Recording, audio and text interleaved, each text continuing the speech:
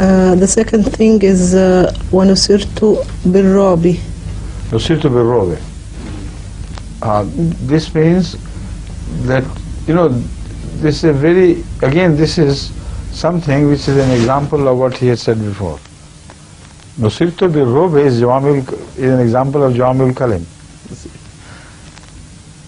Ahmad sallallahu alayhi wa sallam, whenever he confronted a charging, attacking enemy, was always smaller in number, and yet the enemy was afraid. See, it's a fantastic thing. What happened in the battle of Badr? The enemy was overwhelmingly large, bigger. Not only that, it was so well armed and comprised well-trained warriors that as compared to that, the Muslim army was just nothing, It had no mounts except for one perhaps. It had no camels to ride. It had no archers, well-trained archers and things. Just an ordinary, collection of whoever was available was made, jumbled together. On the other hand, the army which invaded from Mecca comprised excellent, well-trained soldiers and warriors of name and fame. And they had all the weapons available at that time for any war fought among men. Yet they were afraid. Why? You see, what happened, one example I give you, one of them, the historians differ about the name of this person. Some say it was this, some say it was that. But one of them was chosen to go and quietly observe the Muslim army where it was camped and judge its strength and report to us so that we know where we stand in contrast with this army. This person went very quietly on his horseback, of course, and made a round of the Muslim camp and returned and told them that this is the state. There are hardly 300 some. There are old people among them, there are small lads. Some of them are armed only with staffs. Some are clothed so meagerly, so poorly, that if they cover their lower part of the body, the upper will remain without any cover. It's in a shocking state, the whole so-called army of the Muslims.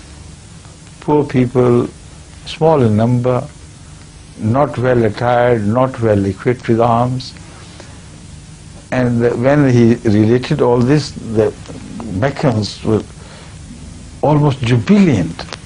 They were about to exclaim, "Oh, we shall win. The day will belong to us."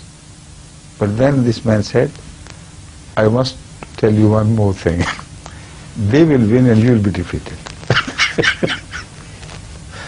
Imagine how Allah struck robe, the robe you're talking about. They're amazed. They say, "Have you gone mad? What do you mean?" Your description requires a different conclusion, and you're concluding exactly opposite to what you have explained. He said, "The reason I give you, I have seen 300 or thereabout deaths confronting you, not lives. Not lives. They had given up life before they came. And you can't defeat death. It will overpower you. You adhere to life, you cling to life. And a people who prefer life so much over death, they lack the courage, they lack the final will to win the battle at every cost or any cost." So what a wise observation that was. Very profound. He said, "I have counted them, but they are deaths. They are not lives. and your lives here. You care for life. So you will be routed, and they were routed. So this is the robe which spread far and wide. People were afraid. The big tribes were afraid. What happened on the day of the Battle of the Ditch? Who defeated? The overwhelmingly large numbers of the Azab, or the tribal armies which were surrounding Medina. None except robe. Sallallahu Alaihi Wasallam, after receiving a piece of information from someone or seeing a sign, I'm sorry, I think it was a revelation to him about something. I don't know exactly the word, so I avoid that. But when he heard this, he said, Allahu Akbar, with a loud voice. When he said Allahu Akbar, the whole Muslim camp, although they were hungry, weak, enfeebled, they shouted at the top of their voice, Allahu Akbar. Each thinking that God had given him a commitment that you are going to win. Well, I still believe what happened was that an emissary from somewhere had come with some news, which was good news. But when he said Allahu Akbar at the top of his voice, the Sahaba around him thought he would say that only if God had told him of something, of some victory or near victory.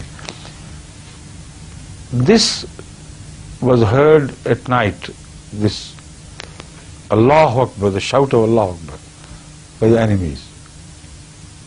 And they were terrified. They started to tremble from head to foot. And the chief among them, the Abu Sufyan it was who was leading, he decided to run away.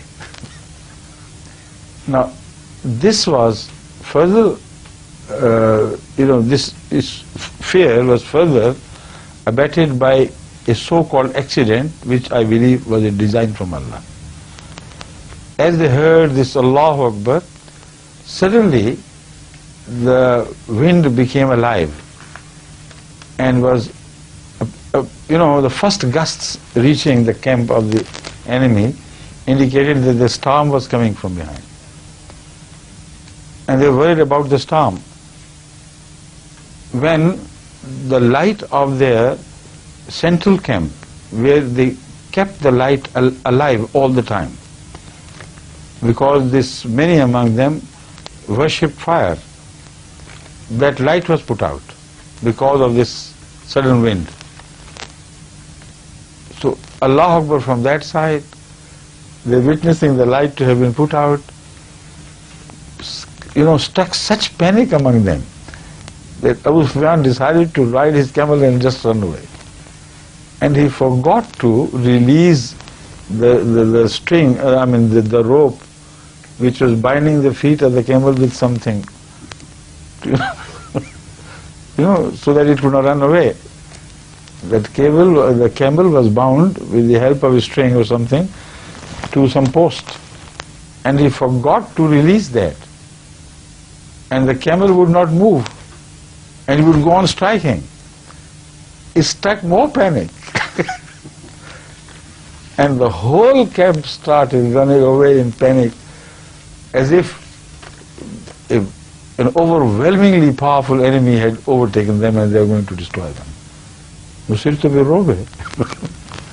See? So this is again an example of Jawamil Kalam. This Nusirtu Birrobe gets repeatedly realized in such fantastic way that this never ends. But the time is very little time is left, so the rest of the question will return tomorrow, inshallah. In the meantime, you start translating it. Right? أجاب حاتم المؤمنين على سؤال الأخ عبد الرحمن حول حديث الرسول صلى الله عليه وسلم الذي قيل فيه أنه صلى الله عليه وسلم فضل على الأنبياء. And after 5 minutes, if you're not finished, Yet we'll finish, you tell them the remaining answer I'll translate tomorrow. Right? وأخاف هؤلاء الآخرين. والقرآن الكريم أيضا يذكر يعني كم من فئة قليلة غالبت فئة كثيرة بإذن الله. فهذا الإذن من الله سبحانه وتعالى هو كان إذنا بالرعب. This is not applicable here. Okay, sir. You know why? Because this verse is commonly applicable to all the prophets before. And Rasulullah Sallallahu Alaihi Wasallam is talking of robe, which is distinctive.